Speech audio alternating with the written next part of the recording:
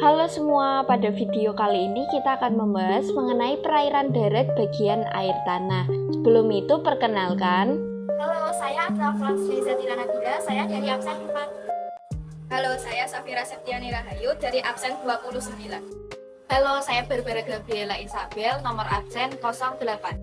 Perkenalkan, nama saya Sayyidul Rafif, kelas 17, nomor absen 30. Halo, perkenalkan nama saya Ahmad Angga Saputra, nomor absen 2.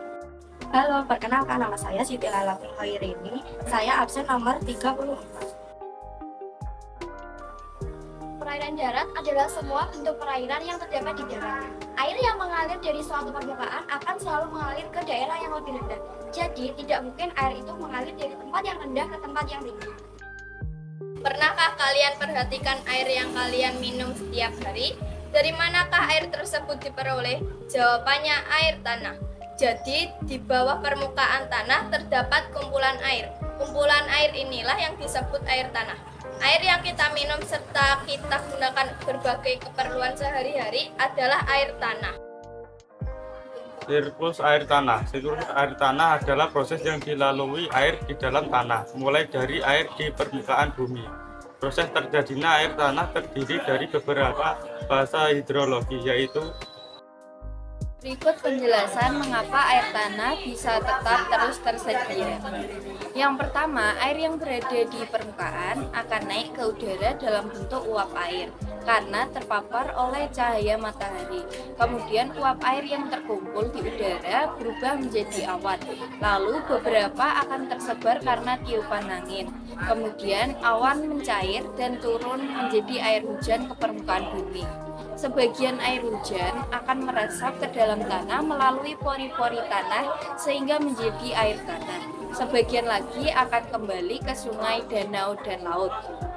Jadi, keberadaan daerah resapan air dan hutan sangat penting bagi cadangan air dalam tanah.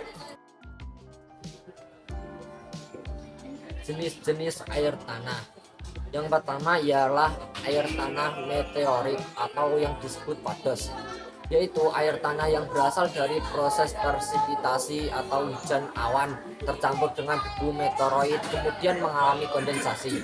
Yang kedua ialah air tanah baru atau juvenil, yaitu air tanah yang berasal dari dalam bumi karena tekanan intrusi magma. Contohnya adalah pada geysir atau sumber air panas. Yang ketiga, air konat merupakan air tanah yang terkurung pada lapisan batuan purba. Selanjutnya kita akan membahas tentang manfaat air tanah. Yang pertama, berguna bagi kehidupan manusia, bisa untuk minum, memasak, dan mencuci. Yang kedua, berguna untuk sebagai ketersediaan air untuk tumbuhan dan hewan. Yang ketiga, sebagai cadangan air bersih secara alami. Yang keempat, sebagai sumber air untuk tanaman, pertanian, dan industri.